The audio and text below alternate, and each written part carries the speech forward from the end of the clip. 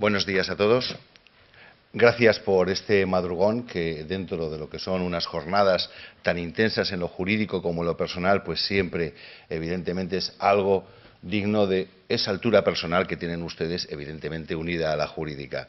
De verdad, el estar despierto a estas horas y con una disposición de hablar de un tema que realmente tiene entidad es algo que les honra y pueden volver a su casa de verdad muy satisfechos, contárselo a sus amigos. Además, después de esta introducción que hemos tenido también, que es bonita, ¿no? Cuando uno entra en una mañana soleada en un sitio cerrado, busca un elemento, y el agua y la literatura, qué cosa más agradable para empezar un día de formación. Permíteme que me presente. Mi nombre es Miguel Collado, soy magistrado, mi destino, soy presidente de una corte de apelación en Barcelona y me honro en formar parte del Gobierno Judicial de España, el sistema que nuestra Constitución estableció para que el gobierno del Poder Judicial tuviera realmente tanto un ámbito de competencias como de contenidos en lo que se refiere al ámbito de la independencia judicial que satisfaciera unos mínimos democráticos. Hemos sido convocados dentro del seno de estas jornadas para hablar de formación y seguridad jurídica. Y yo creo que lo que primero que tenemos que hacer es situar el ámbito concreto de la formación en lo que es el elemento principal, el Poder Judicial.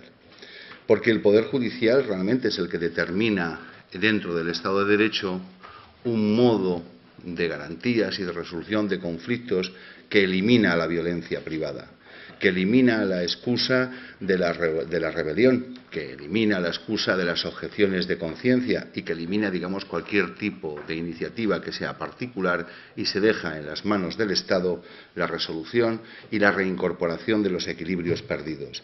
Y para eso tiene que haber, en primer lugar, un poder judicial, porque el resto de los elementos que forman parte de un sistema de justicia vienen determinados de una manera privada. La abogacía, la intervención de las partes, las iniciativas particulares, provienen del seno de cada sociedad.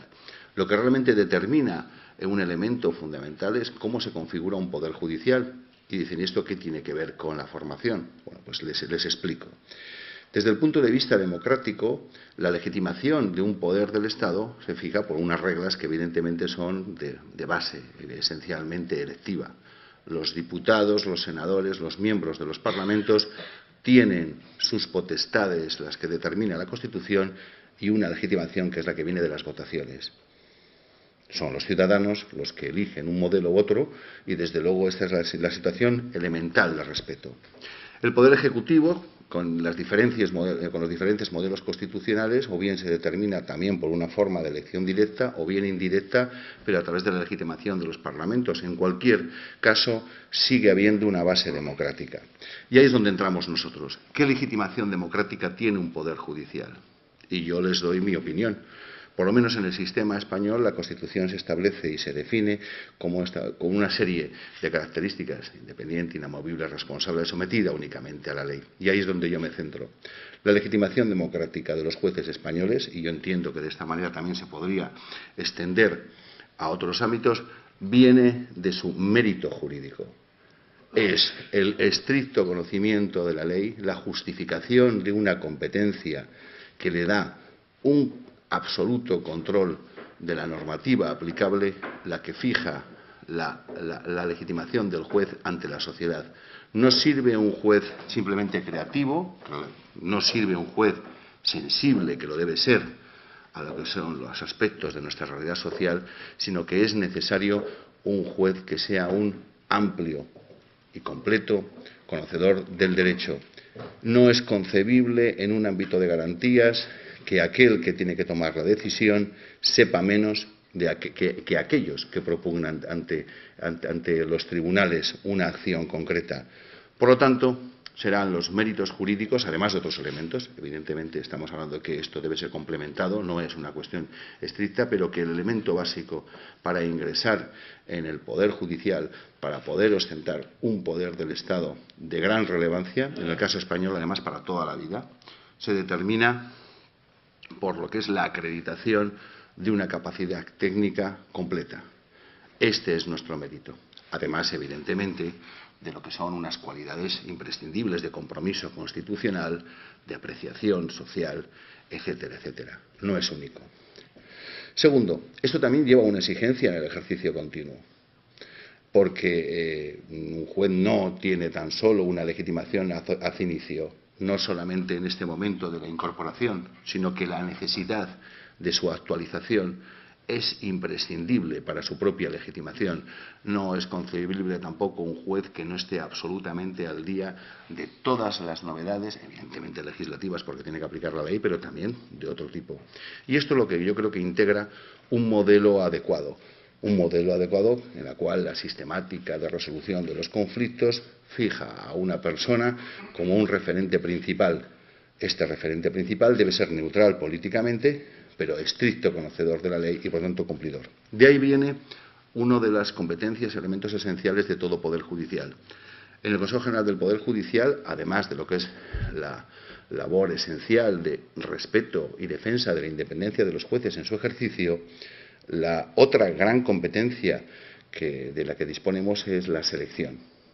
Porque, de la misma manera que en cualquier país que trate de establecer un ítem también democrático, nosotros tenemos que justificar que la incorporación a la carrera judicial de personas que en el caso español, ya les digo, lo son en principio y salvo sanción o salvo elección personal, estarían integradas en la carrera hasta su jubilación. Este es un tema muy serio, porque la justicia depende, evidentemente, de las personas que la detentan. Depende absolutamente de contar con un personal, los miembros del Poder Judicial, que sean inatacables desde el punto de vista ético, de contenidos técnicos y de compromiso constitucional. Y esto es una tarea ingente y de gran responsabilidad. En España el sistema que se establece es mixto, por una parte y de manera principal a través de una oposición de licenciados en Derecho. Yo, por ejemplo, jamás he ejercido ninguna otra tarea jurídica que la de impartir justicia. Desde la universidad me preparé en las oposiciones y solo he sido juez, y esto es lo que ocurre con la mayoría de la carrera, pero también existe una fórmula de acceso en distintos grados tradicional por parte de lo que han sido juristas de reconocido prestigio. El justo equilibrio entre estas dos tareas determina lo que es una de nuestras tareas fundamentales, una función constitucional del Consejo, y al mismo tiempo una de nuestras mayores responsabilidades. Nosotros estamos realmente satisfechos de este contenido, estamos satisfechos de los miembros de la carrera judicial, que desde nuestro punto de vista cumplen en su inmensísima mayoría de una manera satisfactoria. Y de esto es lo que vamos a referirnos también en este tema, de cómo la formación, esta formación inicial, esta formación continua, se determina también como un elemento básico. La seguridad jurídica condiciona la previsibilidad del resultado, un elemento económico de primer grado, no tan solo de un carácter jurídico. Es necesario, en cualquier tipo de inversión, contar no con un régimen legal que fija un marco concreto, sino también con un sistema de justicia, un sistema dentro de los tribunales que permita a cualquiera un poco avezado evitar un procedimiento es un desastre desde el punto de vista económico, para o detiene unas sumas que debían estar en activo, funcionando dentro del mercado, y al mismo tiempo entramos en un terreno inseguro. Esta previsión, estoy hablando evidentemente desde el punto de vista civil y mercantil, incluso también laboral, es un elemento imprescindible, y esta seguridad es algo que la sociedad nos exige. Los jueces no estamos para actuar de una manera arbitraria, ni siquiera con el mejor de las intenciones, sino para establecer un marco de solución previsible, sensato, y al cual permita someter todo tipo de conductas sin necesidad ni siquiera de acudir a los tribunales. Por ello es tan fundamental la unión de estos dos temas: la formación como elemento determinante de la Constitución, como elemento de legitimación del Poder Judicial, pero también la formación como una cuestión básica del propio funcionamiento de los tribunales. No es posible el progreso económico sin tribunales formados técnicamente y que sean capaces de dar un resultado adecuado y previsible. Pero de todo esto, además, nos van a hablar en dos partes. Primero intervendrán los 3 miembros de la mesa que ahora se encuentran ordenadamente también desde primera hora aquí y luego posteriormente otros 3, y yo creo que nos van a dar una visión que viene tanto desde el punto de vista de la academia como de lo que son las instituciones ocupadas de la formación. Y sin más, y no abusando de coordinador, ya entiendo que lo de coordinador ponente es una figura bastante extendida, pero uno trata de limitarse, les dejo sin más con los ponentes. Muchas gracias. Bueno, me toca a mí hacer la primera exposición. Mi nombre es Cristian Riego, yo vengo de Chile y trabajo en el Centro de Estudios de Justicia de las Américas, que es un organismo de la OEA encargado de promover el intercambio de información acerca de temas de reforma judicial, básicamente, en el contexto del sistema interamericano. Agradezco mucho la invitación. A nosotros nos invitaron hace ya más de un año, nos pidieron que pudiésemos construir una cierta mirada sobre la vinculación entre estos dos temas, seguridad jurídica y capacitación, que la verdad son temas cuya vinculación no tiene un estatuto muy consolidado. Son dos ideas que cada una tiene un desarrollo importante, pero juntarlas supone un cierto ejercicio, digamos, novedoso. Entonces lo que nosotros hicimos en un reporte que ustedes, por lo demás, tienen en sus carpetas, que lo escribimos ya hace algún tiempo, es tratar de establecer algún vínculo entre estas dos ideas y sistematizar o por lo menos fijar un marco para una discusión que ojalá sea interesante y provocativa. Yo lo que voy a hacer es resumir mucho, es un reporte bastante más largo, pero voy a hacer básicamente dos cosas. Voy a hacer algunas consideraciones sobre la idea de seguridad jurídica, tratando de extraer algunas diferencias de nivel que me parece son importantes para el análisis de la capacitación, y luego echar una mirada muy general. Nosotros hicimos un estudio un poquito más detallado, digamos, revisamos básicamente los currículos, nos entrevistamos con algunos directores de academias judiciales para hacer esto, pero yo voy a hacer una mirada muy general sobre cómo aborda la capacitación en América Latina estos mismos niveles que voy a definir antes, sobre la seguridad jurídica. Bueno, vamos a lo primero entonces. A ver, cuando uno lee sobre seguridad jurídica se encuentra con que en general en la literatura legal propiamente tal, los autores manifiestan un cierto consenso en algunas ideas que se vinculan a esta noción. En general es una idea, digamos, bastante tradicional, que viene de antiguo, digamos, que tiene que ver con la protección frente a la arbitrariedad, con la idea de la consolidación de algunas situaciones, ¿cierto?, que adquieren un nivel de inamovilidad importante para efectos de la toma de decisiones o la seguridad de los derechos. Tiene que ver con la predictibilidad de las decisiones, y entonces uno encuentra con que estos autores en general agrupan una serie de conceptos bien conocidos, como son la cosa juzgada, ¿cierto?, el principio de legalidad, el principio de irretroactividad de la ley penal, y así por delante. Uno podría, hay variaciones, pero en general la mayoría de autores se mueven en ese nivel. Por ejemplo, la exigencia de conocimiento de la ley por parte del ciudadano que se pretende aplicar, etcétera, etcétera. Este nivel yo diría que es el nivel más, digámoslo así, pacífico, es más o menos claro, es conocido. Estos principios en general están acogidos dentro de nuestra tradición legal y dentro del derecho vigente. Yo diría que sí, hay uno que es objeto de conversación, de reformas legales y que no está bien asentado, pero que es objeto de gran preocupación en este nivel, que es el tema del valor del precedente, ¿cierto? Porque, como todos sabemos, ¿cierto?, en el mundo anglosajón, en este nivel de concepciones, ellos entienden que el principio de igualdad y el principio de predictibilidad de las decisiones supone que los tribunales deben ser consistentes con sus propias decisiones, y eso genera un valor para los precedentes, a lo menos de los tribunales superiores, que son obligatorios para los casos semejantes que se planteen. Esto en el mundo nuestro está siendo objeto de discusión. Uno podría enumerar, hay numerosas reformas legales que están planteando la validez de los precedentes, pero todavía no está asentado entre nosotros, todavía no hay una claridad respecto a qué significa esto, qué aspectos de las decisiones anteriores tienen valor, hasta qué punto son obligatorios. Todo esto está, digamos, en un estadio, ¿cierto?, de consolidación o incluso de definición. Pero déjenme ir a un segundo nivel. Yo diría que este tema se complejiza bastante cuando uno da otro paso.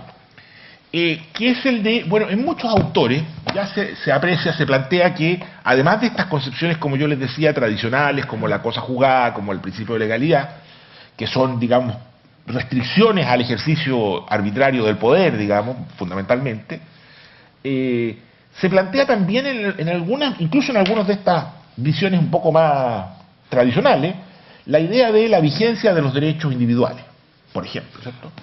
Y nosotros en el paper que escribimos tomamos otra idea, pero que yo diría que está bien vinculada, que era la idea de seguridad humana. Decíamos, bueno, las Naciones Unidas y algunos organismos internacionales, incluyendo algunos tribunales internacionales, están usando un concepto que es un concepto reciente, que es este concepto de seguridad humana.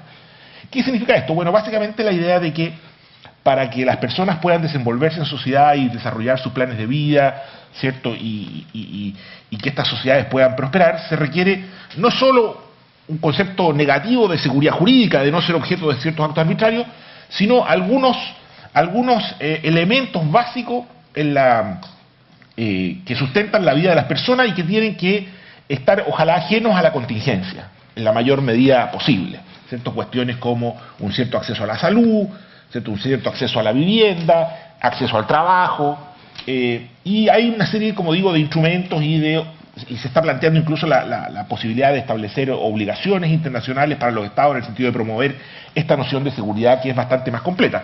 Por supuesto, también la protección respecto de la violencia, que probablemente debería ser el primero de las ideas.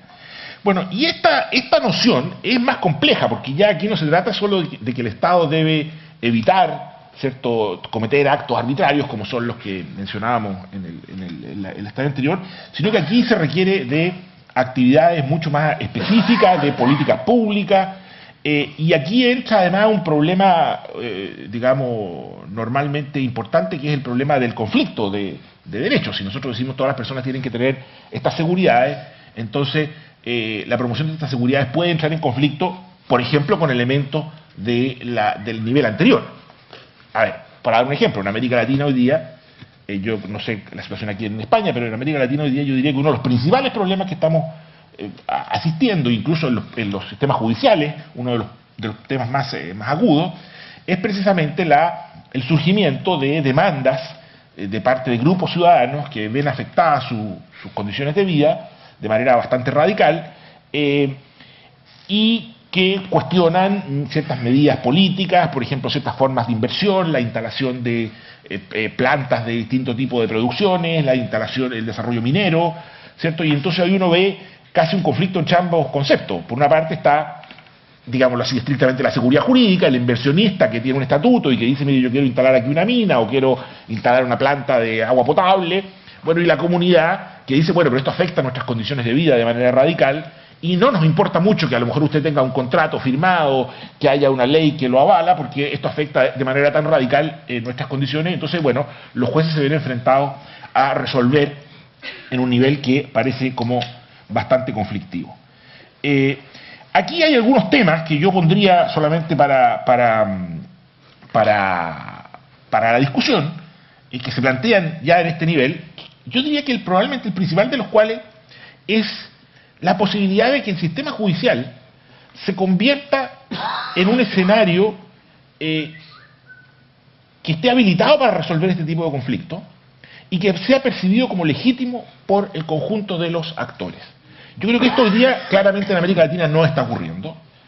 No es solo algo que afecta al sistema judicial, sino que afecta al conjunto del sistema institucional. Yo, cuando venía ahora de viaje, salió en mi país, en Chile, una declaración de una autoridad vinculada con el problema energético, y esta autoridad decía, mire, el principal problema energético que tiene Chile, que es un país que tiene una situación de crisis energética, es que no contamos con ningún mecanismo institucional creíble y aceptable para todos los involucrados que pueda definir cuándo los proyectos de inversión son o no son apropiados desde el punto de vista, ¿cierto?, del desarrollo del país, de la afectación de las comunidades, y lo que hay hoy día es una situación bastante caótica que hace muy difícil plantear cualquier proyecto de inversión porque no contamos con, digamos, cualquiera sea la decisión que tome el organismo gubernamental o judicial, va a ser inevitablemente y permanentemente cuestionada, más allá de que alguien pueda decir, mire, que hay cosas juzgadas, aquí se decidió esto, no, las comunidades no están dispuestas a aceptar esas decisiones, o el gobierno o las propias empresas van a seguir litigando y cuestionando las decisiones. Entonces yo diría que este es un primer tema que a mí me parece crítico.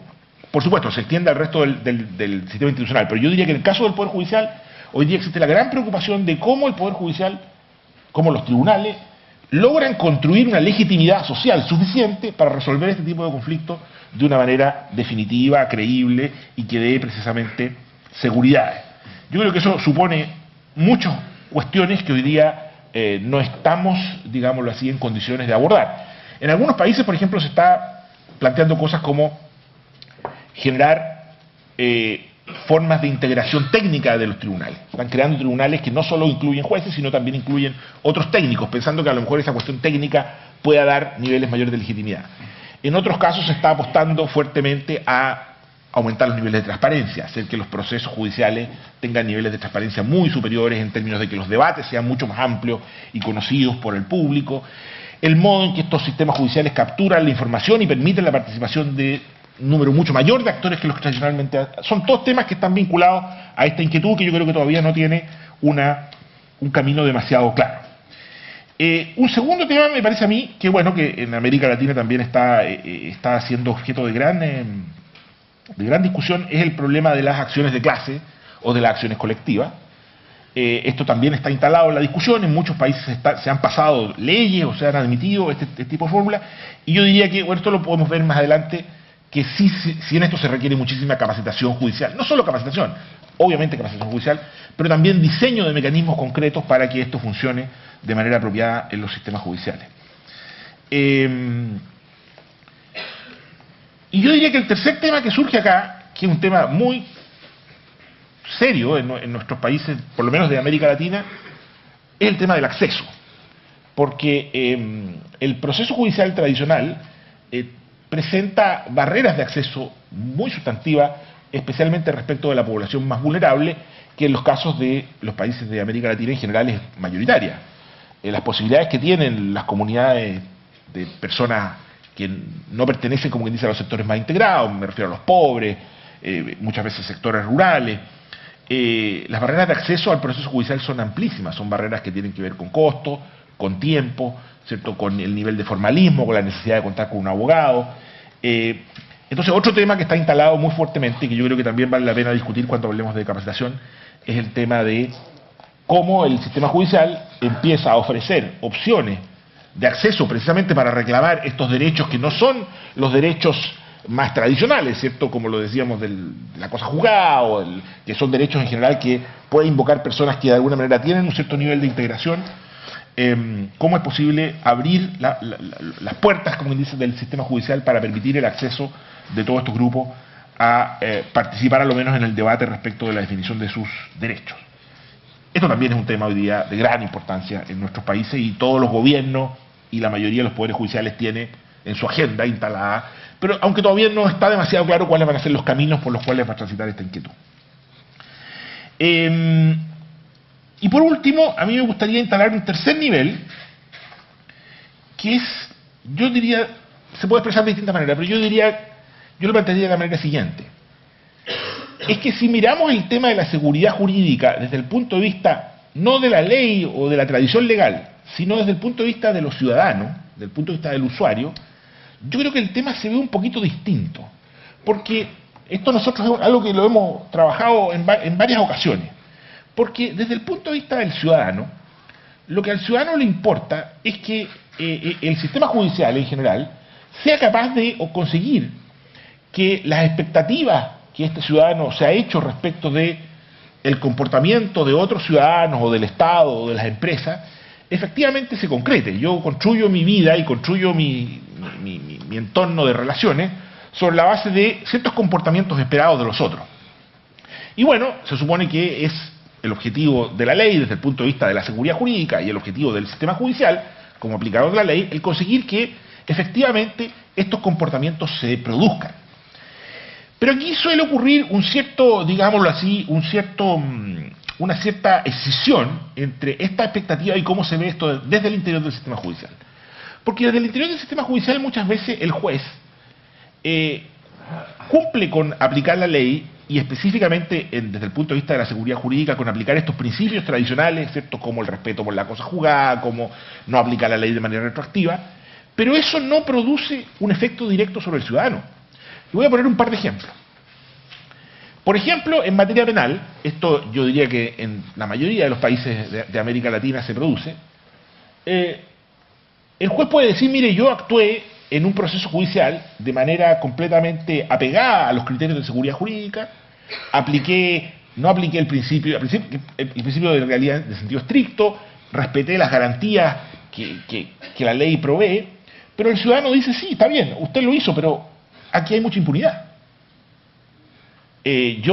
Para yo tener un cierto nivel de seguridad jurídica, a mí no me basta con que aquellas personas que son llevadas a los tribunales usted los procese de acuerdo con su nivel, con el respeto a las garantías básicas. Si de hecho el 90 o el 95% de los que cometen delitos no son perseguidos o esa persecución no llega a ninguna parte. Y yo diría que ustedes le preguntan a cualquier ciudadano latinoamericano, diría esto, aquí no hay seguridad jurídica porque hay impunidad. Y los jueces dirían, aquí hay seguridad jurídica porque nosotros los jueces, cuando procesamos a alguien, lo procesamos con estricto respeto a las garantías. Aquí hay un nivel de contradicción. Déjenme darles otro ejemplo que no es de materia penal. En materia civil, o materias no penales en general, nosotros tenemos un tremendo problema con la ejecución de la sentencia. En general en América Latina es difícil conseguir una sentencia porque los procesos son lentos, porque son formalistas, pero lo que sí es mucho más difícil es conseguir que se ejecute. Nosotros tenemos sistemas de ejecución muy anticuados, que en general no funcionan apropiadamente, no tenemos sistemas modernos para poder determinar cuáles son los bienes que una persona tiene para efectos de realizarlo, no tenemos sistemas modernos para la búsqueda en registros públicos o privados, ¿cierto? Que permita, no tenemos un nivel de funcionarios que sea capaz de hacer esto, todo se hace de manera bastante informal, y bueno, ya hay una serie de indicadores que dan cuenta de que los niveles de cumplimiento de las decisiones judiciales son extraordinariamente bajos, lentos y caros. Entonces, de nuevo, uno podría decir, bueno, pero desde el punto de vista del juez civil, es decir, yo actué en este proceso de manera... Sí, pero resulta que sus fallos no se cumplen, no existen los procedimientos. Ahora, ¿qué es lo que quiero mencionar aquí? Y esto lo digo porque lo he visto en otros contextos.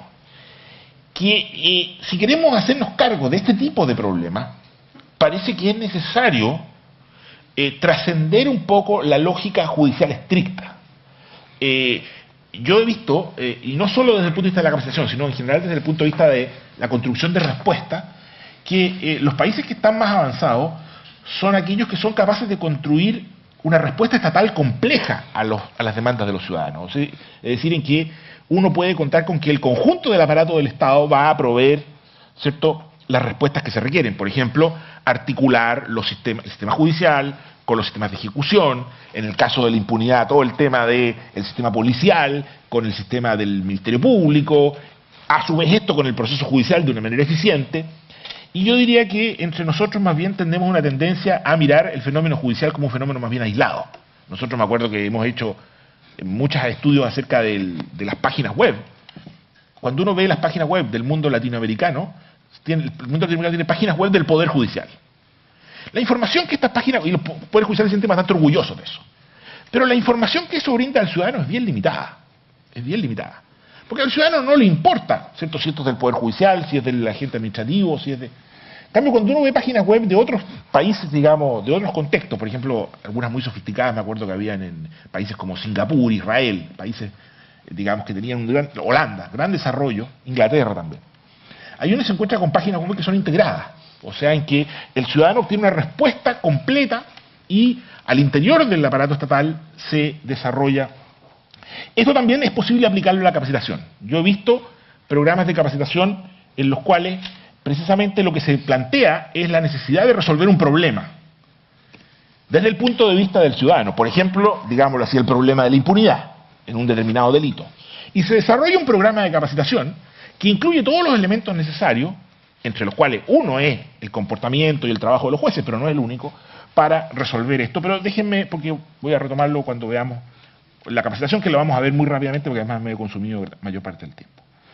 Bueno, esto es lo que yo quería plantear a nivel de los, digámoslo así, los niveles de complejidad. Sin duda que esto es mucho más complejo, pero me parece interesante tirar algunas ideas que un poco planteen que la idea de seguridad jurídica no es tan sencilla. Vamos un poco a la capacitación. Como yo les decía, nosotros hicimos un análisis en general sobre la capacitación, por lo menos la formal. Como decía un compañero recién aquí, en América Latina hay una provisión de capacitación muy compleja, que trasciende mucho lo formal.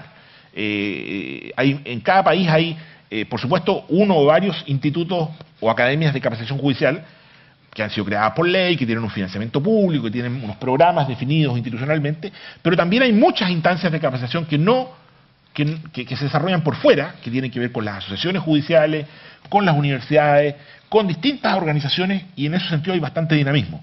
Nosotros lo que hicimos fue básicamente revisar el nivel formal, incluso nos entrevistamos con algunos directores de academias judiciales, y aquí voy a ser probablemente muy injusto y muy superficial, y lo que encontramos, diría yo, es que en general, primero lo que acaba de decir es que América Latina ha hecho un enorme esfuerzo de capacitación judicial en los últimos, yo diría, 15, 20 años. Enorme esfuerzo de capacitación judicial. Es decir, todos los países han creado nuevas academias con personal, con presupuesto. La verdad es que es muy notable, digamos, ver el nivel de inversión y de esfuerzo que ha habido. Pero en general, si uno revisa los currículums, y esto parece más o menos lógico, yo diría que el porcentaje ampliamente mayoritario de este esfuerzo de capacitación ha estado centrado yo diría, en enseñarle a los jueces cuál es el derecho vigente, ¿cierto? Este ha sido, como que dice, el gran esfuerzo. Uno podría decir esto es muy, como mirarlo un poco a menos, digamos, pero la verdad es que no debe ser mirado así. Esto no es baladí. Yo me acuerdo que en la época en que yo estudié Derecho, hace unos 30 y tantos años, esto no era una cosa que fuera, estoy pensando en el caso de Chile, pero me parece que en el resto de América Latina era similar. Estamos hablando de poderes judiciales que eran extraordinariamente débiles, que en algunos países casi inexistentes, con una debilidad institucional bastante marcada, y donde era muy común, o donde un problema muy importante era que no necesariamente los jueces conocían el derecho vigente. No había en muchos casos ni siquiera la disponibilidad de los códigos actualizados. No era raro encontrarse con un juez que tenía un código que había sido derogado hacía ya mucho tiempo. El derecho, por otra parte, se ha complejizado enormemente en cuanto a sus especialidades, el nivel de leyes para resolver hoy día cualquier temática. Yo requiero un nivel hay múltiples leyes que convergen a la solución del problema, pero además hay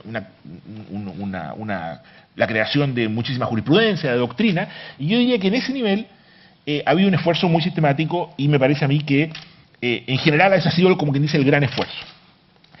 En los otros dos niveles, y como digo aquí probablemente estoy siendo injusto con algunos países que han avanzado más, se ven iniciativas más bien episódicas. Hay algunos países, y voy a mencionar algunas iniciativas que me parecen interesantes, que pretenden un poco hacerse cargo de estos problemas más complejos, que a mí me parece que hoy día son urgentes y que requieren de toda nuestra atención, pero entiendo también es comprensible que por lo menos en la capacitación formal le cueste bastante más hacerse cargo de estas cuestiones. Voy a mencionar algunas áreas de trabajo. En general, en esto que tiene que ver con, digámoslo así, con el impacto del sistema judicial sobre la percepción de la vigencia del derecho y la seguridad jurídica de los ciudadanos, yo diría que hay bastantes ejemplos de trabajo. En general hay mucho trabajo en temas de comunicaciones, tanto a nivel de comunicación institucional, pero eso no tiene que ver con la capacitación. Los poderes judiciales latinoamericanos en general están desarrollando políticas de comunicación, fortaleciendo equipos comunicacionales, pero también están traduciendo eso en la capacitación en algunos casos. Están desarrollando cursos de comunicación para los jueces, cursos de comunicación verbal, por ejemplo, para que los nuevos sistemas de audiencia, los jueces sean capaces de comprender y expresarse de manera comprensible para las partes. Hay bastantes iniciativas que yo creo que son muy importantes, bastantes iniciativas que uno puede observar en los currículum y conversando con los encargados de las academias judiciales para mejorar el formato y la calidad de los fallos, o sea, para lograr que los fallos, que en nuestra tradición suelen ser largos, poco analíticos y básicamente consistir en citas, digamos, citas del contenido del expediente, muy detalladas y poco explicativas, transformar eso, y podría yo mencionar varios ejemplos de esfuerzos de capacitación importantes que se están haciendo en distintos países, para plantear nuevos formatos y capacitar a los jueces en el desarrollo de sistemas de decisión mucho más, precisamente para lograr que sus decisiones sean comprendidas por los... respecto de la temática de... también, bueno, respecto de la temática, ¿cierto?, de acceso a la justicia, yo creo que, si bien es cierto, ahí hay bastante esfuerzo y hay bastantes propuestas legislativas, yo tengo la impresión de que la capacitación es ha sido menos agresiva. Yo creo que hoy día no hay demasiados programas que se hagan cargo, por ejemplo, de la temática del acceso, porque, bueno, también uno podría decir, porque muchas veces esto no depende directamente de los jueces, sino que son más bien políticas que tienen que cubrir al conjunto del sistema judicial, y el rol de los jueces es relativamente limitado. Pienso que esa podría ser la explicación. En algunos países hay una gran preocupación por el tema de class action, de acciones de clase, acciones colectivas, en otros, digamos, menos, pero hay, ¿cierto?, algunos países en los cuales eso ha tenido un desarrollo importante a nivel de la capacitación.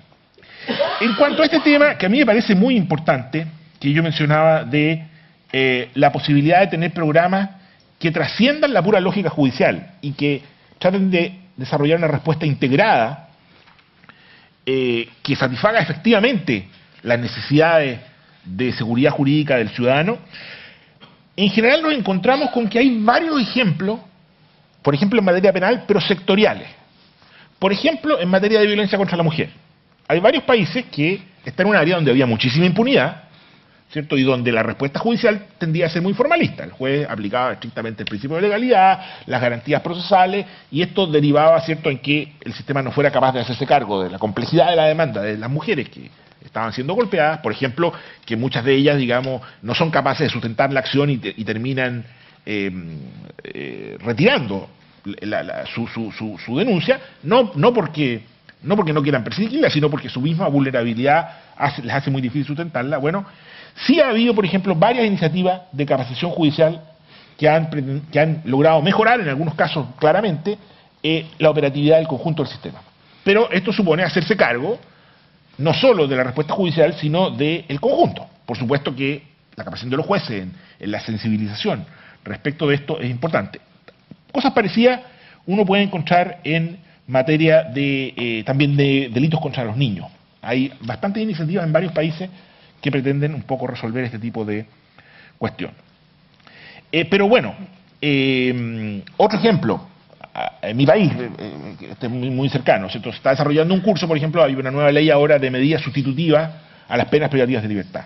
Y bueno, está claro que esto ya varias veces se ha fracasado, porque para establecer un sistema de medidas sustitutivas que funcione, se requiere una integración muy directa entre el rol del juez y el conjunto de las otras agencias. Las medidas sustitutivas, para que sean creíbles, para que funcionen, para que sean operativas, requieren de que el juez sea muy sensible al decidir cuál es la medida apropiada para ese sujeto en concreto, pero esto requiere además que las agencias que operan esas medidas compartan ese mismo objetivo y, digamos, hay una comprensión mutua con el juez en el funcionamiento en la aplicación de esos criterios de sanción. Tradicionalmente lo que ocurría en nuestros países era que los jueces aplicaban estas medidas con criterios básicamente, digamos, de tipo retribucionista, o sea, aplicaban las medidas alternativas cuando consideraban que esa medida alternativa era la pena más justa para el caso específico, con lo cual terminaban enviando personas que no eran apropiadas para ese tipo de medidas,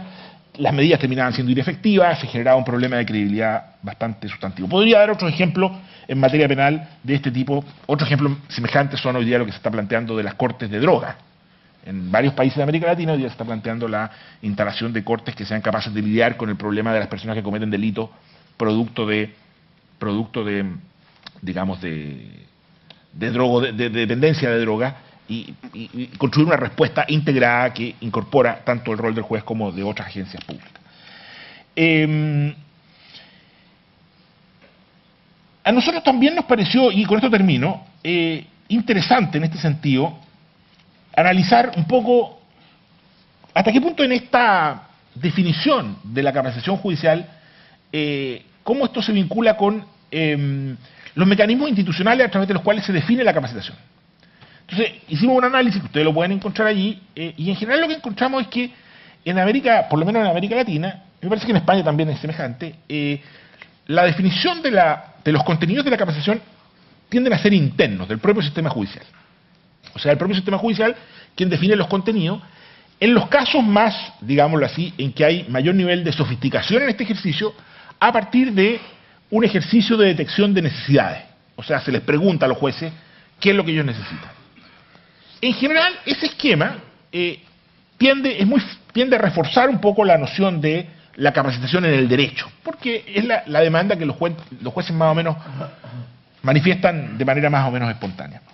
Y lo que nosotros nos encontramos es que hay en algunos otros entornos, especialmente yo diría en países anglosajones, existe una metodología un poco más abierta en la definición de los contenidos de la capacitación judicial y que de alguna manera nos pareció que esa metodología más abierta, sobre todo cuando uno se mete en cuáles son los mecanismos que utilizan y cómo hacen sus definiciones, yo diría que permite de mejor manera recoger esta perspectiva más ciudadana.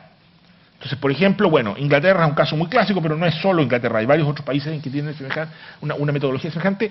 Ellos hacen un ejercicio bastante completo, bastante amplio de entrevistas, de averiguación, en algunos casos incluso estudios empíricos, que les permiten, pero sobre todo de entrevistas con actores que no son del interior del sistema judicial. Por ejemplo, con grupos de ciudadanos, con grupos por supuesto, el mundo de los abogados, incluso otros actores como la policía, etcétera.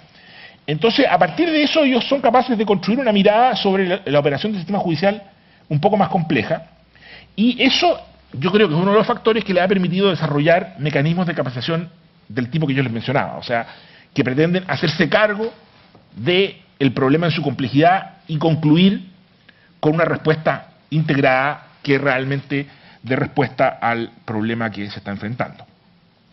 Ellos, por ejemplo, otra cosa que vimos interesante, hacen una capacitación bien interesante orientada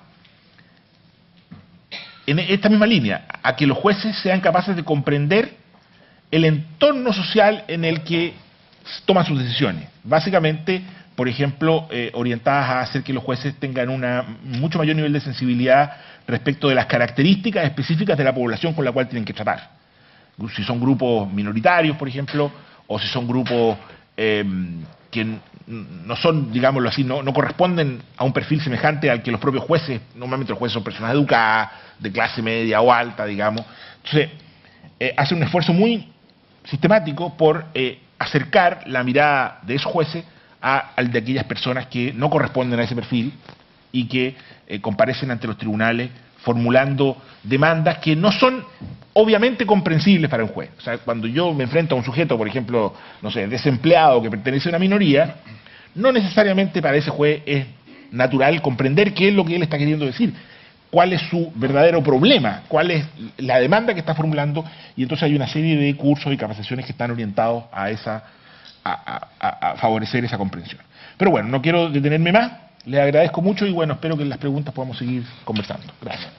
Muchas gracias al doctor Riego, que desde luego ha planteado una serie de cuestiones que creo que habrán generado la suficiente inquietud dentro del público, pues para que luego dé lugar a un debate interesante. Son evidentemente cuestiones esenciales dentro del ámbito geográfico y social en el que se desarrolla la administración de justicia. A continuación también el doctor Vigo, en este caso yo creo que dará una visión imprescindible, que es el de la academia. El mundo jurídico no aparece separado, institucionalmente está separado, puesto que el Poder Judicial evidentemente se integra con un contenido que antes les he señalado y definido de raíz constitucional, pero los candidatos a ser jueces, igual que los candidatos a ser abogados, no crecen en los árboles, sino en unos lugares muy concretos que son nuestras universidades. Por lo tanto, la corresponsabilidad de las universidades en el ámbito de formación, tanto de poderes judiciales, de determinación de aspectos de seguridad jurídica, de previsibilidad, viene esencial. Son las escuelas y son estos principios los que se quedan asentados en ti como jurista y los que luego se determinan de una forma de cooperación. Y además yo diría que no solamente en un momento inicial, sino que esta cooperación o esta intervención de la academia en el mundo judicial directo debe seguir produciéndose. Sí que yo personalmente he constatado que los jueces teníamos cierta tendencia al anquilosamiento en lo que son aspectos puramente legales y jurisprudenciales, en lo que es la estricta aplicación de la ley, que es nuestra obligación, y en cambio se abandonaban otros aspectos que quizás sean más de pensamiento especulativos que también son imprescindibles. La evolución jurisprudencial dentro de un sistema evidentemente de precedentes, pero de unos precedentes que pueden ser alterados y modificados con arreglo a una justificación, el que determina el apartarse del precedente anterior, sí que exige de esta tarea especulativa. Y yo creo que es imprescindible, igual que con la abogacía, que ya se actúa de una manera clara, porque son las intervenciones procesales las que pueden fijar una pauta. El mundo de la academia, en el caso de la Escuela Española y del Poder Judicial Español, pues no ha hecho más que aportarnos, ¿no?, esa parte de frescura. Pero les dejo sin más con el doctor Vigo, que nos atenderá directamente a todas estas expectativas. Doctor. Muchas gracias. Bueno, quizás convenga señalar el lugar desde donde voy a presentar este tema sin ninguna pretensión de originalidad. Es un tema suficientemente analizado. Es cierto, mi inserción académica por más de 40 años, desde ahí hablaré, pero sobre todo me nutriré de mi experiencia judicial. Yo he estado 23 años en la justicia, 4 en una instancia de apelación en materia civil y comercial y 19 en una Corte Suprema en la Argentina, estadual, provincial, donde ejercemos básicamente el control de constitucionalidad. Y sin duda esta experiencia prolongada de 23 años de la justicia, sin duda me ha resultado enormemente aleccionadora respecto a lo que intentaré decir. Lo que intento decir es básicamente 3 tesis centrales. Por un lado, a veces se señala una seguridad posible, que sin embargo es ontológicamente imposible, por eso precisaré algunas cuestiones mínimas de carácter conceptual. En segundo lugar, hablaré de, y esto sí me interesa subrayarlo, porque ya ha sido comentado, ¿no?, pero hablaré de la esquizofrenia de nuestra cultura jurídica. Y en tercer lugar, destinatarios de la exigencia de la seguridad posible, que no queda solo en manos de los jueces, sino de muchos protagonistas de la vida social. Entrando en materia, bueno, lo que me gustaría inicialmente hablar es acordar algún concepto de seguridad jurídica. Si bien remito a algún trabajo presentado acá, publicado en España, de mi autoría ya en el año 98, en Derechos y Libertades de la Universidad Carlos III. Pero bueno, a ver, para acordar algún concepto de qué pretendemos decir cuando hablamos de la seguridad, propondría que reconocer que es una propiedad graduable del derecho de posibilitar el conocimiento sencillo, simple, quizás como ya aconsejaba Aristóteles, siempre será más fácil hablar de lo negativo, no complejo, anticipado, más o menos estable, de autoritativo, en lo general y en lo concreto judicial, y eficaz respecto a preguntas jurídicas, es decir, la posibilidad de contar con respuestas a preguntas jurídicas respecto a que esas preguntas jurídicas en general giran acerca si ciertas conductas están prohibidas, obligadas o permitidas. Y esta propiedad, como digo, de obtener alguna respuesta, la necesita el ciudadano, lo necesita el juez, etcétera, de poder responder a estas preguntas jurídicas, y ahí aparece la necesidad de la seguridad de poder brindar estas respuestas de una manera sencilla, anticipada, estable, eficaz. Ahora bien, desde el punto de vista un poco conceptual, teórico, recordaría yo como 6 aproximaciones al tema de la seguridad. Por un lado, aquellas posiciones teóricas que repulsan la seguridad. Quizás esto sea una curiosidad teórica, por ejemplo, ascribible al fascismo, al nazismo, vivir peligrosamente, el vincular la seguridad a la burguesía tradicional, bueno, casi una curiosidad teórica. La segunda postura teórica, me parece que sí está todavía presente, es la posibilidad de la obtención de la seguridad jurídica de una manera relativamente sencilla, aquella que heredamos del iuspositivismo decimonónico. La seguridad, en definitiva, la brindaba la ley hecha por la voluntad general infalible y silogismo deductivo. La tercera postura teórica, conviene subrayarlo, es que la seguridad jurídica es imposible, posición que él señala, en definitiva, el acto de interpretación como acto de voluntad y no de conocimiento, o también de algunas posturas del realismo norteamericano. No es posible plantear la seguridad porque, en definitiva, aquí aparece precisamente la opción, la decisión irracional. En cuarto lugar, la presencia de la seguridad como algo, el sustantivado, el elemento constitutivo del derecho. El Radbruch positivista, o como se quiera llamar, previo a la injusticia extrema, no es derecho. El quinto rasgo, la quinta postura teórica, es aquello de reconocer la seguridad, pero terminar absorbiéndola por la justicia, ¿no? Se pierde especificidad y aquí encontramos autores tan variados, desde Gregorio Peces Barba hasta Mazzini. Y finalmente, la sexta posición, esto de reconocer la seguridad como un valor importante, accesorio, adjetivo, no sustantivo, valor adjetivo, no sustantivo del derecho. Y creo acá encontrar, me parece a mí, a Manolo, y un poco uno mismo ha defendido esta posición de que el derecho en el plano occidental se enriquece con esta propiedad.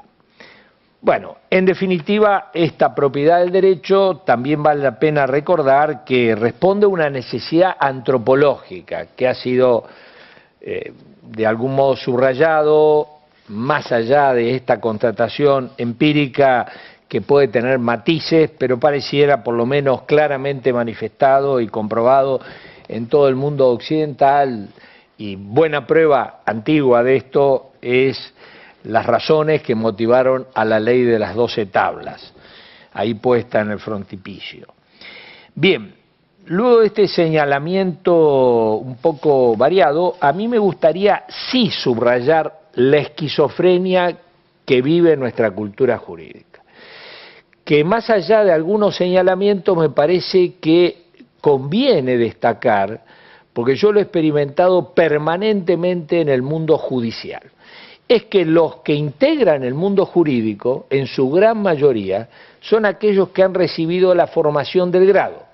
Y esa formación del grado responde a la cultura propia, a la matriz propia del Estado de Derecho legal, que no tiene casi nada que ver con el Estado de Derecho constitucional. Dicho lo mismo de otra manera, nos preparan para ser jurista en derecho, para conocer y operar un cierto derecho que luego en la realidad no existe. No existe. Y por ende, lo que cuesta a uno ha tenido esta ventaja de venir del mundo académico y sobre todo el mundo de la teoría del derecho, la filosofía del derecho, donde de algún modo nos resulta muy familiar comprender la agenda del Estado de Derecho constitucional, pero explicarle a un colega lo que quiere decir ponderación, él lo único que sabe es que existe ese verbo, ponderar, pero no tiene ni la más remota idea, probablemente y no sea culpa de él, porque las facultades de derecho que forman nuestros juristas en la inmensa mayoría reproduce un derecho que ya no existe. Y esto realmente uno lo experimenta cotidianamente. Y yo voy a marcar simplemente un señalamiento, 11 características de esta esquizofrenia, realmente dramático. Uno, en general, mi experiencia por América Latina y sobre todo en ámbitos judiciales, si uno le pregunta a cualquier jurista, o al 95% de los juristas, probablemente le pida una definición del derecho, reproducirá más o menos, aun cuando no haya remisión a autoridades, que es un conjunto de normas. Y entendiendo normas por aquello de un supuesto fáctico y alguna consecuencia jurídica. Le recuerda a uno los principios, derechos humanos, como lo quiera llamar, no quiero entrar en precisiones conceptuales o teóricas, bueno, seguramente ahí está dispuesto a reconocer, asociándolo a los principios generales del derecho, y hoy sabemos que los principios que hablamos en el Estado de Derecho Constitucional no son aquellos principios generales del derecho que se aplicaban solo en caso de lagunas, estos otros principios, porque los derechos humanos corresponden a ellos también. Estos principios obviamente son invocados, deben ser invocados en todos los casos jurídicos, dado que ahí estará como mínimo el control de validez. Pero además, los principios generales del derecho allá del Código Civil valían porque habían sido puestos por el codificador, su fuente de validez. En cambio estos otros principios valen, para decir también autores contemporáneos, per se, proprio vigore, como señala, y no es prescindible, es imprescindible el recurso del apoyo autoritativo para que estos principios no son susceptibles del test de origen o pedigrí, para hablar con Dworkin. Este mundo de los principios, sin duda, en la perspectiva de la formación que nos brinda nuestra Facultad de Derecho, es un tema inexistente o irrelevante. Sin embargo, hoy el mundo judicial se nutre permanentemente, y a medida que uno va ascendiendo en la jurisprudencia de nuestros tribunales burocráticos, se nutre de la apelación a principios y a la ponderación. Y en consecuencia, ahí está este señalamiento. Nos preparan para trabajar con normas, nos dicen que el derecho es un conjunto de normas, y sin embargo hoy el derecho es cada vez más, para bien o para mal, porque todo esto genera sin duda muchísimas inquietudes de las que no hablaremos, pero hoy la realidad es esta. El mundo del derecho es básicamente system of principles y no system of rules. Pero ahí está reproduciéndonos.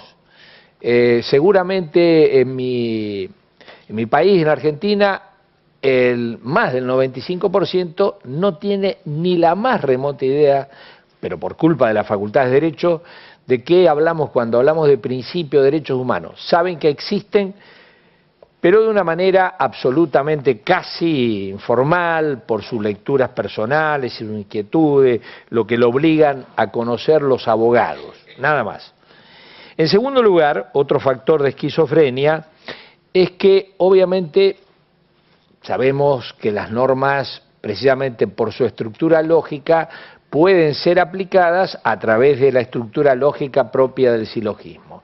Sin embargo, para aplicar principios también sabemos, y aquí apelo simplemente a referencias doctrinarias, a Alexis, al tema de la ponderación, a la técnica de aplicar principios de ponderación. Otro gran silencio en serio de lo que estamos hablando con la regla de idoneidad, las subreglas de idoneidad, necesidad, proporcionalidad en sentido estricto, fórmula de peso, check and balance, contenido esencial, bueno, lo que ustedes quieran. Pero este mundo de cómo aplicamos principios, la gran mayoría de los juristas que van a ser jueces o que son jueces no tienen idea. Porque en general, no solamente nuestras facultades de Derecho, sino la gran formación, me parece a mí, de lo que yo veo en las escuelas judiciales la nutren, la conducen los juristas que salen calificados de nuestra Facultad de Derecho. En general, esos juristas son los que pertenecen a las grandes ramas que reproducen, obviamente, la formación decimonónica. Y por ende, me parece que confiar en el verdugo que nos va a salvar la vida probablemente sea efectivamente un reconocimiento a nuestra vocación suicida. En tercer lugar, otro factor de esquizofrenia es que, así como hoy necesitamos hablar de principio, de ponderación, el tema de la argumentación. Me parece que, en esto para ser concluyente y sin matices, el nuevo nombre de la interpretación es argumentación. Nos han enseñado que se supone que un jurista, cuando enfrente un caso, su preocupación consiste en identificar dentro del sistema jurídico la norma donde va a subsumir su caso. Su problema es encontrar la norma. luego interpretarla a través de los métodos, de los caminos, etimológicamente los caminos que conducen al sentido de la norma, y ahí estarán los 4 o 5 métodos clásicos, y ahí desentrañamos y punto. Ahora, argumentación, nómina de argumentos. Cuando uno indica simplemente aquella vieja nómina de los 13 argumentos de Perelman, bueno, esto es un mundo absolutamente esotérico, que hablamos los filósofos del derecho y los especialistas en este tema, pero la verdad es que hoy todos los juristas sabemos que cuando nos damos vuelta a buscar la respuesta jurídica no encontramos una, encontramos muchas, y cuanto más sabe derecho uno, peor. Más posibilidades de encontrar variedad de respuestas. Entonces, el problema del jurista hoy es identificar pluralmente respuestas jurídicas, escoger una y argumentar. Esto en nuestra cultura jurídica académica típica de nuestra Facultad de Derecho es inexistente, pero esto es lo cotidiano. Nos siguen amenazando con la imagen del prevaricato, no al modo que está conceptuado en el derecho, por ejemplo, español, dictar una sentencia injusta con conciencia de ello, con conocimiento, sino como está en mi Código Penal, que dictar una sentencia injusta, prevaricato lo cometemos los jueces cuando nos apartamos de el sentido de la ley. Por ende, yo he prevaricado mensualmente varias veces, cada vez que votaba en disidencia, o prevaricaba la mayoría o prevaricaba la minoría.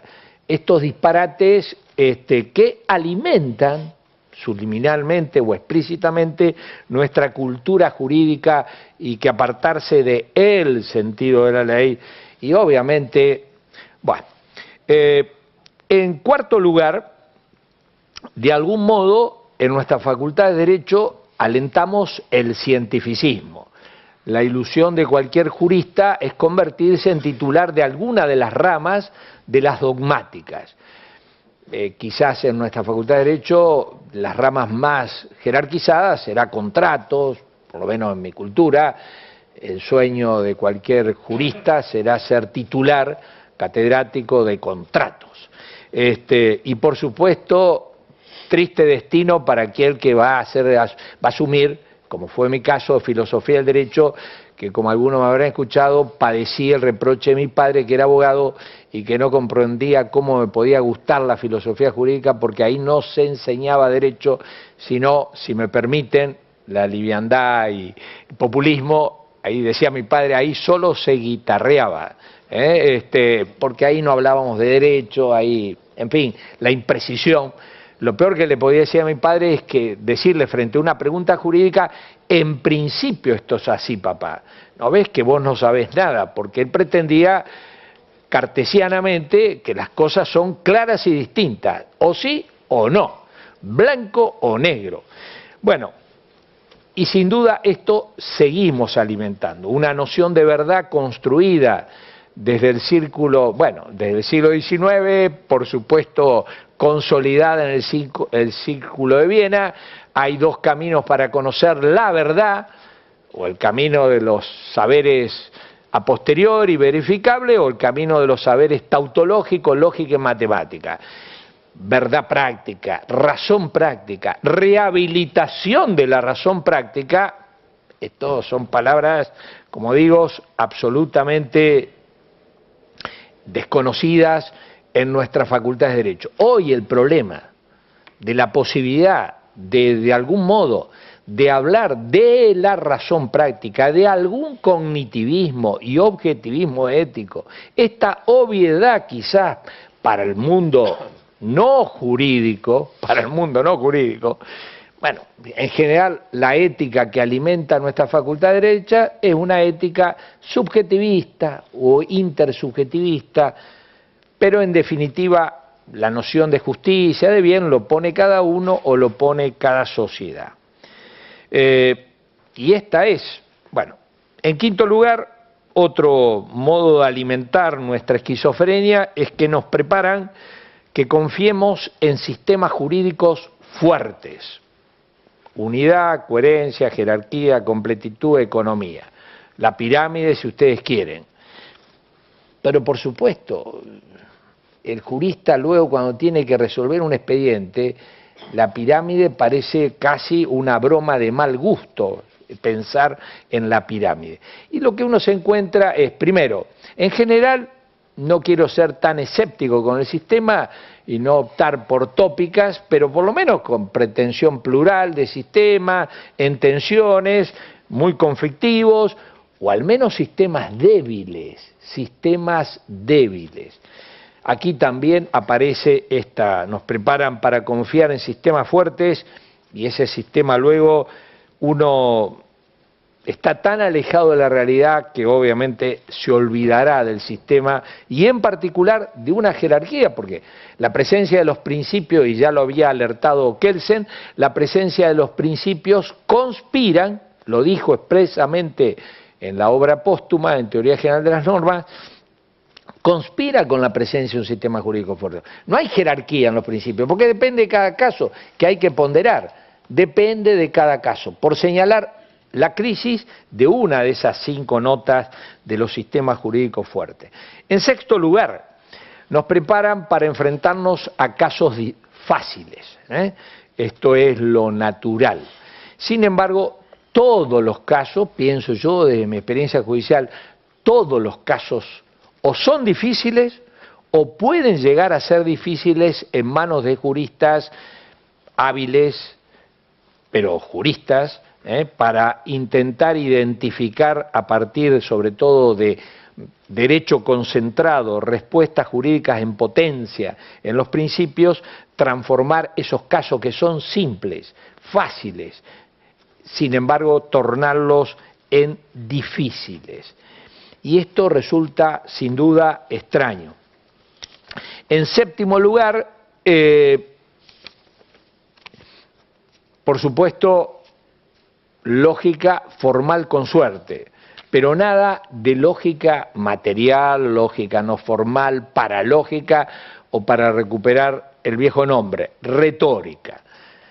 Es todavía sorprendente que si los juristas disponemos de una ciencia y un arte para la persuasión, es que no acudamos a ello, que en la Facultad de Derecho no nos enseñen a cómo persuadir y seguir confiando en que basta contar con una buena razón y un buen silogismo para lograr que, o para más que lograr, para garantizar que esa buena razón triunfará.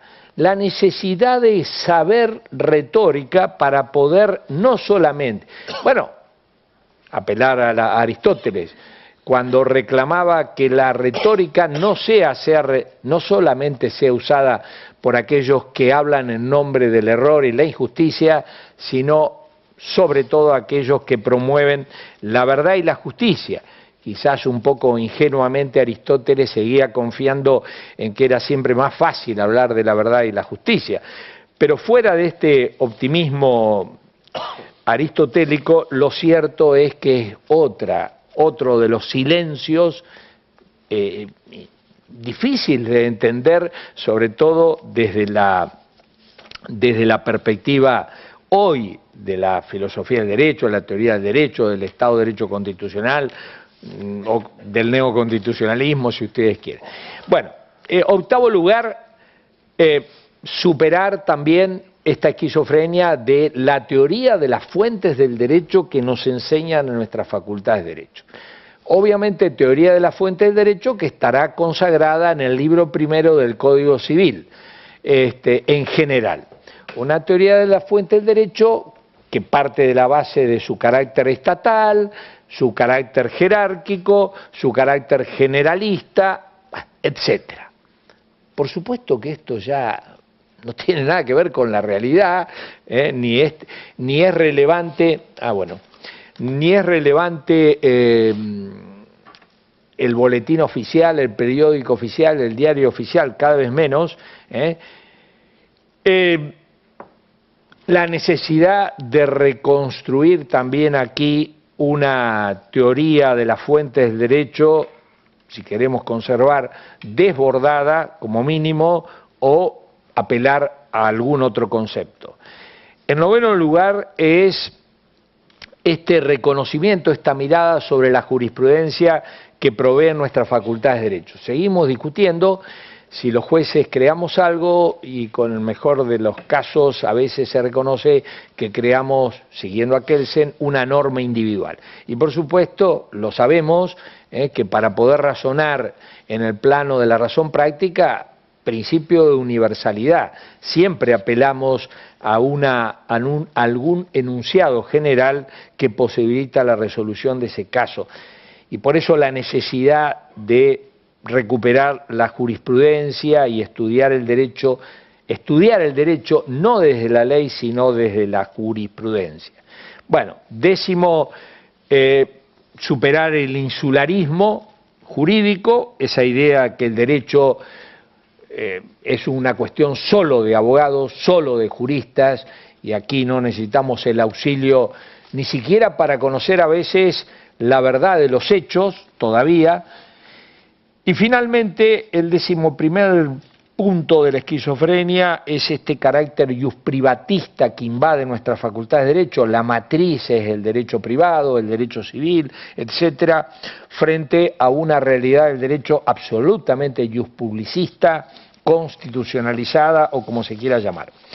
Bueno, no tengo tiempo, pero de todas maneras yo quería hablar de la responsabilidad de estas exigencias, de recuperar, de realmente generar una nueva cultura jurídica que sea idónea para comprender y operar en este nuevo derecho del Estado de Derecho Constitucional. Y esto no es un problema de responsabilidad de los jueces, por supuesto lo es, pero también es, y esto parece obvio, pero conviene subrayarlo, de los legisladores, de los que hacen normas generales, y no solamente del Poder Legislativo, sino del Poder Administrativo.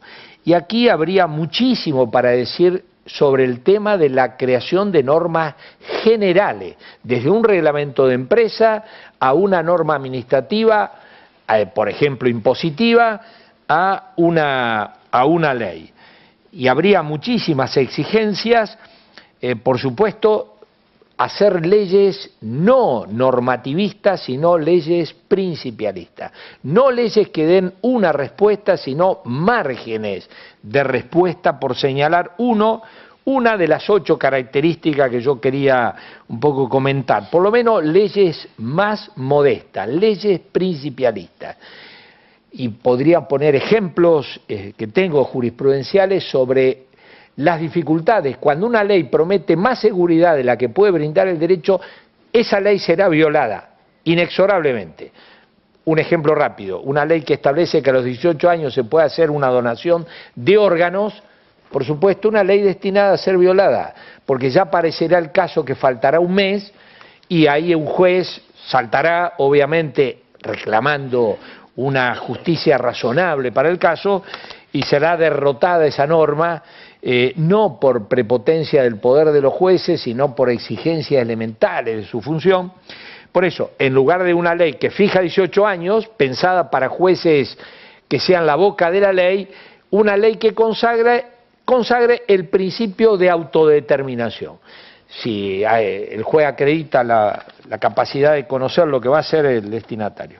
Bueno, por supuesto, una enorme responsabilidad de los jueces, y ahí solamente destacaré esta necesidad del self-restraint, del autocontrol, del valor del precedente, autoprecedente, precedente jerárquico, etcétera, y también argumentación, ahí también tenía 8 exigencias, y en la responsabilidad del mundo de los académicos. Yo soy poco optimista, por no decir pesimista, con nuestras facultades de Derecho. Siguen reproduciendo el derecho que les fue enseñado, y yo percibo en mi familia, vengo de familia de abogados, abuelos, padres, tíos, hijos o hijas, y a todos nos enseñaron más o menos igual. Pero claro, allá, a comienzo del siglo XX, se podía pensar todo esto, pero hoy pareciera realmente forzarnos a la esquizofrenia. En definitiva, hay una seguridad posible, otra que no vale la pena de alentarla, Hay en segundo lugar una esquizofrenia marcada en nuestra cultura jurídica que padecemos los que no podemos seguir dando clases solamente, sino la responsabilidad del jurisdictio de decir el derecho a nuestros casos, y tenemos que valernos de como podamos, hablar de los derechos humanos, de ponderación, etcétera, sin contar con ninguna información o formación en términos generales y cuantitativos. Y en tercer lugar, esta responsabilidad para tomarnos, si queremos tomarnos en serio la seguridad, aquí hay destinatarios muy variados, y yo pondría en primer lugar, para que no nos olvidemos de todos los que hacen normas generales. Muchas gracias.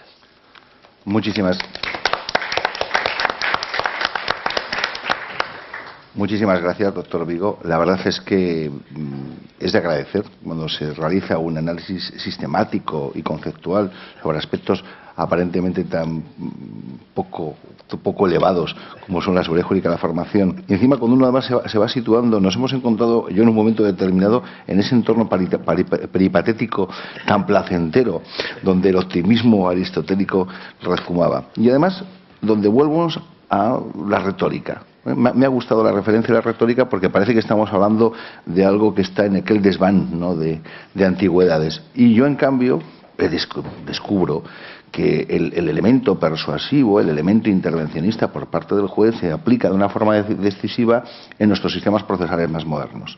Justamente nuestra ley de enjuiciamiento civil, la del 2000, fija un papel mucho más protagonista por parte del juez. Un juez que es técnico, un juez que conoce la ley, que es una cosa que es una insistencia completa, pero que al mismo tiempo persuade, busca el acomodo, tanto en la definición probatoria, cuáles son los elementos que deben incorporarse, no de una manera simplemente reiterativa y formalista, no, las pruebas tienen que ser las que son necesarias, y esto exige una intervención por parte del juez y mucho más el deseo de llegar a un acuerdo, partiendo de la base de que la satisfacción de los ciudadanos nunca se obtiene por una sentencia. No hay nadie que se levante por la mañana feliz, digo, voy a ver si consigo una resolución, y si puede ser de la audiencia y luego del Supremo, ¡ah, qué maravilla! No, la gente tiene problemas, ¿no? Y lo que hay que buscar es una solución a esos problemas, en un entorno evidentemente conocido y previsible, pero es una solución. La retórica, por lo tanto, devuelve y vuelve a ese sentido real. Y también su intervención me recordaba mucho una frase sobre la utilidad de la filosofía del derecho en la obra de Enrico Pátaro, cuando hablaba de que en el principio, él que es muy universalista, en el principio todo ese universo seminal de donde iban desprendiendo las distintas ciencias jurídicas provenían de la filosofía. Pues enhorabuena, doctor, porque la verdad es que trae esta práctica, y además una práctica que justamente está llena del sentido y esos principios que son los que yo creo que atesoran la labor y el amor a la justicia. Muchas gracias. A continuación, Marvin Carvajal nos dará también una visión, en este caso no menos académica, pero sí institucional, como director de la Escuela Judicial de Costa Rica. Además, Marvin, además de un profundo conocedor de la realidad de su país, también lo es de todo el entorno geográfico latinoamericano, pues desde hace ya mucho tiempo forma parte de la dirección y del sentido de la Junta de la Red de Escuelas Judiciales Iberoamericanas. Por lo tanto, es un placer contar contigo. Adelante, Marvin.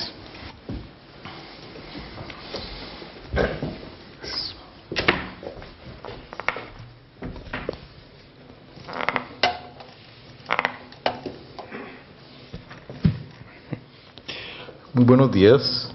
Primero quisiera agradecer la gentileza que tuvieron los organizadores de este evento por invitarnos y permitirnos compartir con ustedes algunas de las experiencias que hemos vivido en nuestro país y en el ámbito de la Red Iberoamericana de Escuelas Judiciales en relación con la capacitación judicial y la incidencia o relación de este con el concepto de seguridad jurídica.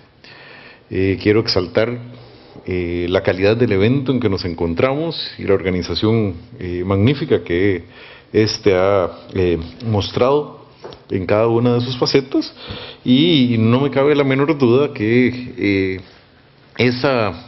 ese inicio del nombre de la actividad en la que nos encontramos, donde se señala que estamos ante un primer congreso de esta materia, debería realmente llevarnos a entender que tendremos con toda necesidad y con toda seguridad que continuar discutiendo acerca de este tema muchas veces más.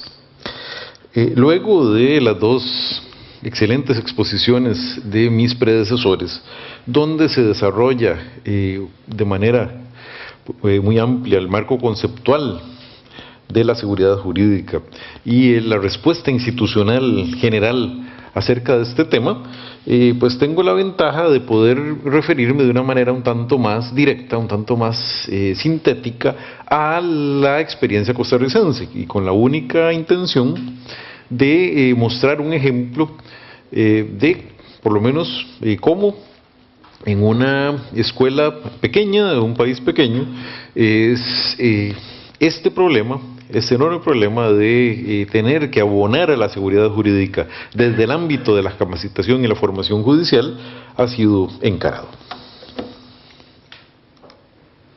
Muy bien. Entonces, como les mencionaba, fundamentalmente nos centraremos en el tema de la formación y la capacitación judicial en Costa Rica y cómo ésta ha incidido o pretende incidir de manera decisiva en el concepto, en el ámbito de la seguridad jurídica.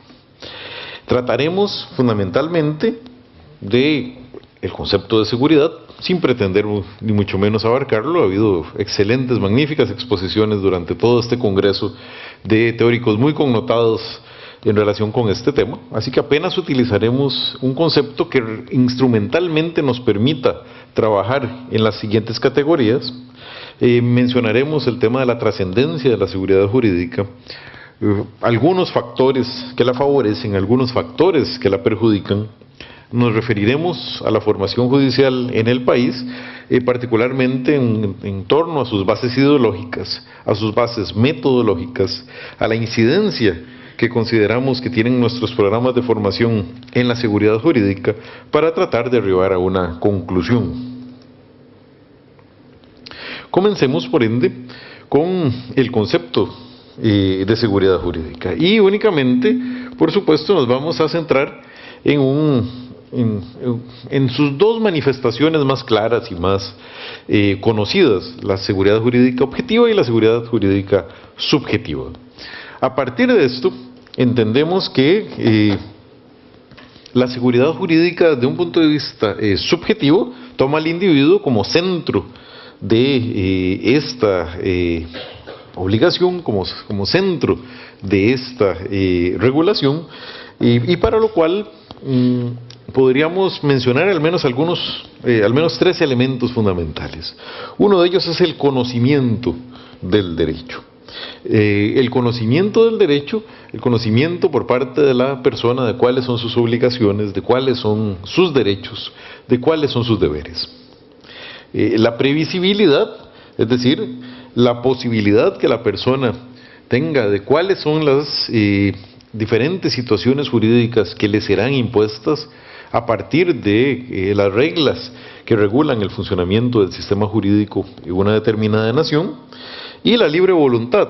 Entendemos que una persona que tiene el conocimiento adecuado acerca de cuáles son o cuál es el marco regulatorio en un Estado, y que puede prever cuáles son las diferentes situaciones que le serán impuestas, es una persona que puede actuar con libertad, es una persona que podrá voluntariamente desarrollarse, desenvolverse dentro de la sociedad, y lo hará seguramente de una forma mucho más libre que quienes carezcan de los dos primeros requisitos que mencionábamos. Y el concepto, por supuesto, de seguridad jurídica objetiva, que nos hace mención al menos a tres grandes momentos. El momento de la prevención, cómo el Estado, a través del ordenamiento jurídico de sus diferentes facetas, puede prevenir que la persona sufra cualesquiera afectaciones en sus derechos, cualesquiera afectaciones en sus intereses, en su patrimonio, en su integridad, etc. Luego, el momento de la fase de la tutela, cómo el Estado, a través del ordenamiento jurídico, el Estado a través del sistema de administración de justicia, el Estado a través de sus diversas agencias públicas, incluso a partir de algunas agencias de orden privado, de algunos institutos de orden privado, puede garantizarse de tutelar efectivamente cuando una persona en sus intereses, en sus derechos, pueda verse afectada. El ámbito de la reparación, bueno, en aquellos casos en que efectivamente no se haya podido tutelar de una manera eficaz para la persona, no se haya podido prevenir la afectación en sus derechos, que exista al menos la posibilidad de que esa persona reciba una compensación adecuada a partir del daño que ha sufrido. Es decir, en muchos de esos aspectos, sin duda alguna, la justicia realiza una labor esencial. En el de la prevención, sin duda alguna, a través de la especificación del precedente legal y de la intervención preventiva que establecen algunos ordenamientos, en el ámbito de la tutela y sin duda alguna también en el ámbito de la reparación. Entendemos que una sociedad que garantiza la seguridad jurídica es una sociedad que reconoce adecuadamente los derechos de las personas, que hace todo lo que esté a su alcance para lograr que la persona pueda disfrutar de manera plena de sus derechos fundamentales. Entendemos que una sociedad que garantice la seguridad jurídica es una sociedad más legítima, es una sociedad que se aproxima más al ideal democrático, es una sociedad que sin duda alguna se aproxima más al ideal republicano. Una sociedad también que garantice la seguridad jurídica es una sociedad que propiciará la paz social. Si las personas ven seguros sus derechos, garantizados sus derechos, tienen también una libre voluntad en el ejercicio de estos, sin duda alguna es una sociedad que va a propiciar la paz social, que va a generar formas civilizadas de comunicación entre sus individuos, es una sociedad que va a resolver de una manera institucional sus conflictos. Es una sociedad que va a propiciar el bienestar de las personas. Este evento ha estado caracterizado por una visión muy amplia, interdisciplinaria del concepto de seguridad. Ayer fue la vez de los economistas, quienes de una manera muy ilustrativa nos explicaron muy claramente cuáles aspectos favorecen o inciden el logro de la seguridad jurídica en una determinada sociedad y cómo esto de una manera u otra repercutía en factores tan importantes como la economía, el clima de negocios, entre otros. Precisamente una sociedad donde se garantice la seguridad jurídica es una sociedad que será favorable para la inversión nacional o extranjera, particularmente para la inversión legítima, para la inversión sana, para la inversión productiva. Un mal sistema judicial, una sociedad donde la persona no tenga garantizados sus derechos, posiblemente no favorezca este tipo de inversiones y quizás favorezca otros tipos de inversiones que no quisiéramos tener en nuestras sociedades. La imagen del país, la marca país, como bueno, ahora está de moda el concepto, a mí no me termina de convencer mucho el nombre, casi me imagino el país con una etiqueta y un precio en promoción, pero la marca país o la imagen país sin duda alguna se ve directamente beneficiada o perjudicada por el concepto o por la verificación real que se dé de la seguridad jurídica en un determinado estado. Podríamos mencionar algunos factores que favorecen que en una sociedad podamos efectivamente lograr la seguridad. Y uno de ellos, sin duda alguna, es una institucionalidad consolidada, un Estado democrático, un Estado con instituciones fuertes, con instituciones representativas, con instituciones sólidas e independientes, es sin duda uno que apunta hacia la seguridad. La coherencia normativa también es un elemento trascendental en todo esto.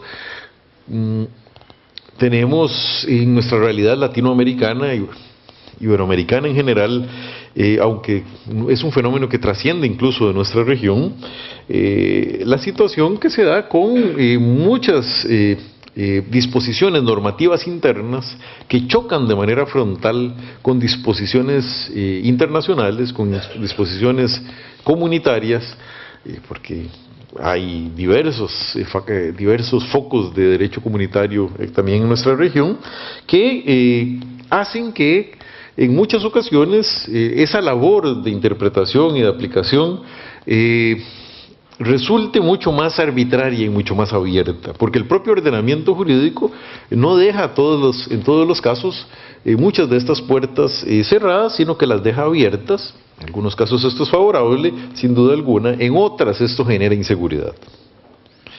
La igualdad de oportunidades, sin duda alguna, favorece la seguridad jurídica, el que las personas puedan acceder a los diferentes beneficios, a los diferentes derechos reconocidos por una determinada sociedad, es un factor, sin duda alguna, que incide de manera directa. Y por supuesto el acceso efectivo a la justicia. El acceso efectivo a la justicia de cualquier persona, en cualquier condición, a una justicia pronta, cumplida y sin denegación, que constituye una garantía fundamental en todas nuestras sociedades modernas. Hay factores, sin embargo, que afectan el logro de la seguridad jurídica, se corresponden perfectamente y de manera inversa con los factores que favorecen, es decir, una pobre institucionalidad, un estado en el cual las instituciones obedecen a las personas, donde el clientelismo es la regla, donde el nepotismo es la regla, seguramente es un estado que favorecerá mucho menos la seguridad jurídica, donde las normas sean confusas o contradictorias, donde la antinomia sea la regla, donde la inequidad sea la característica esencial de dicha sociedad, o donde tengamos un débil sistema judicial, donde el sistema judicial no tenga los dientes suficientes para poder atacar en su momento las inequidades, las injusticias, las situaciones que afecten el logro de la seguridad, o un sistema judicial poco independiente, un sistema judicial poco preparado, un sistema judicial poco efectivo. Aquí quería hablarles entonces un poco de cuál ha sido nuestra respuesta en relación con este tema. ¿De qué manera hemos enfrentado el tema de la formación judicial en nuestro país? Y para ello, bueno, yo le pedí la semana anterior a mis colaboradores en la escuela que me prepararan, como a manera de ilustración y antes de hablarles acerca de la formación en el país, quizás un minuto de alguna de las actividades de formación que estábamos teniendo para que pudiera servir como tal. Participé en una actividad en el sur del país. Cuando regresé, no me tenían un minuto de una actividad, sino que trataron mis compañeros en un minuto de concentrar todo lo que hacemos en la escuela judicial. Entonces va a ser un video de un minuto un tanto frenético el que ustedes van a observar. Espero que no opinen que eso refleje la condición psicológica del expositor, pero bueno, espero que sirva como ilustración para lo que hablaremos de seguido.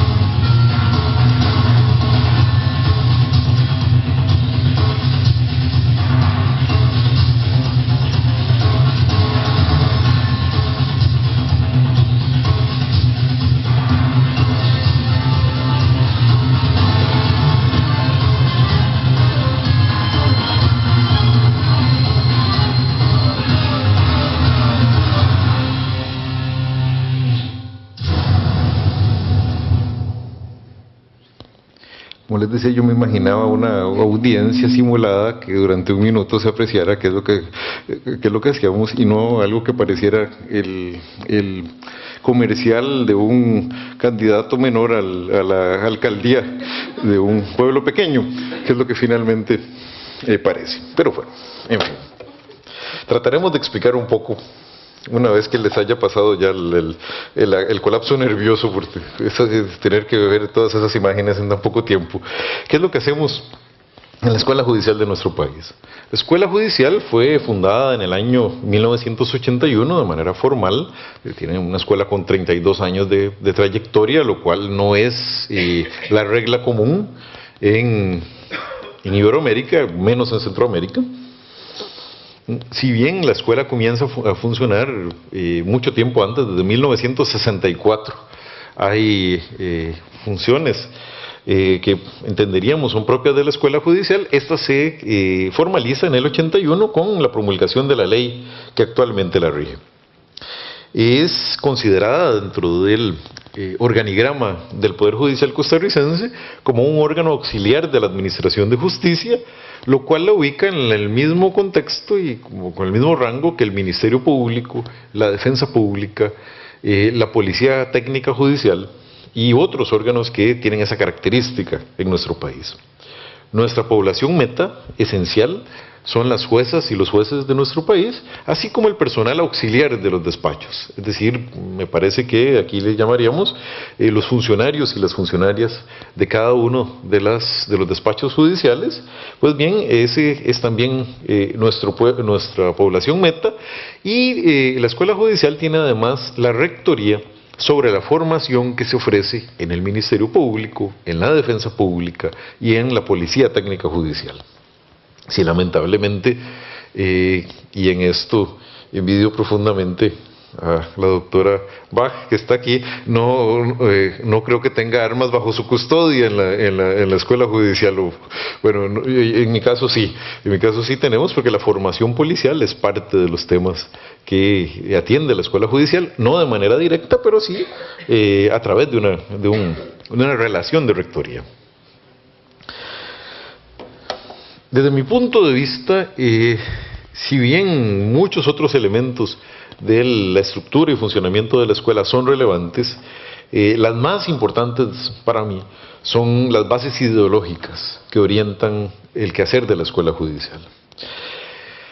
Dentro de esas bases ideológicas, una de ellas, fundamental, es que entendemos que la justicia es un servicio público.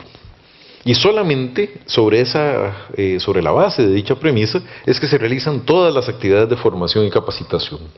No la justicia como un poder del Estado, un poder que se impone a los individuos que deben someterse a los designios de la justicia, sino un servicio público que tiene que ser ofrecido con las mismas características de cualquier otro servicio público: eficiencia, universalidad, servicio al costo, etcétera. En nuestro caso, gratuidad. La persona usuaria debe ser tenida como centro de la función jurisdiccional. Es decir, la justicia no existe para sí misma, no es una función endogámica, no es una función que existe para legitimar el poder, no es una función que existe para facilitarle la vida a los gobiernos y para atender a la gobernabilidad.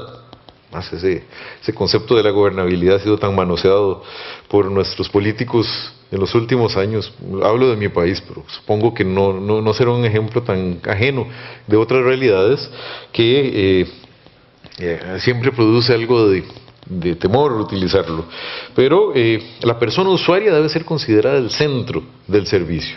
Finalmente, si hicimos las cosas bien, y creo que en esto coincido absolutamente con lo que Cristian mencionaba, si hicimos las cosas bien, eso significa que la persona que llega al Poder Judicial, y no llega porque quiere, llega porque alguna situación anómala ocurre, obtiene efectivamente una respuesta rápida, una respuesta eficiente, una respuesta humana de parte del sistema de administración de justicia. Entendemos también que la justicia debe tener una visión democrática, es decir, una justicia horizontal, con la majestad suficiente para tomar las decisiones que deba tomarlas, pero con el conocimiento claro de que se trata de una función que está al servicio de la persona. Una justicia consciente con el contexto. No queremos jueces y juezas que resuelvan en abstracto.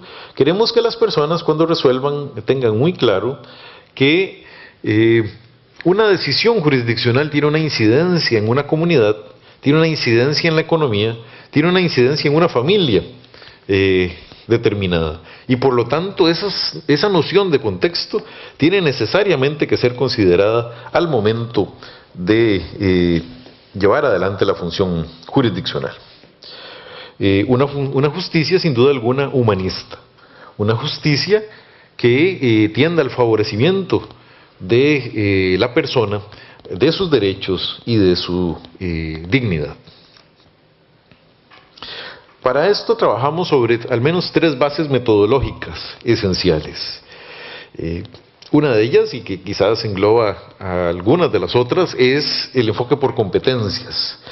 El enfoque por competencias, del cual haremos en estos minutos que nos restan algunas apreciaciones adicionales, implica que debemos desarrollar en la persona no solamente conocimientos, a raíz un poco de la crítica que hacía el profesor Vigo, no solamente conocimientos jurídicos, sino que debemos desarrollar habilidades, destrezas, pero debemos desarrollar también actitudes y valores frente a su función jurisdiccional.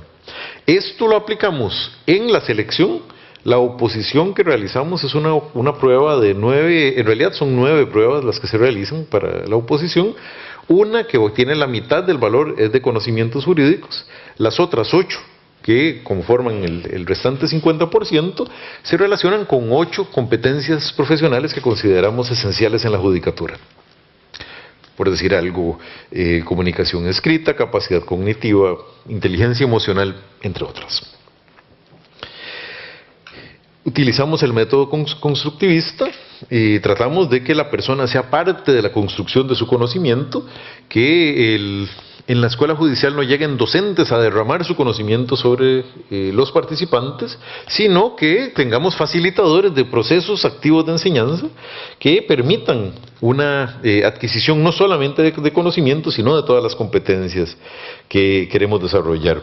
Del mismo modo, tratamos de emplear de una manera extensiva el método del caso, pensando en que la persona que va a desarrollar la función jurisdiccional no es una persona que va a elaborar piezas jurídicas para la comunidad docta en derecho, sino una persona que va a resolver situaciones de la vida cotidiana de las personas que lleguen ahí.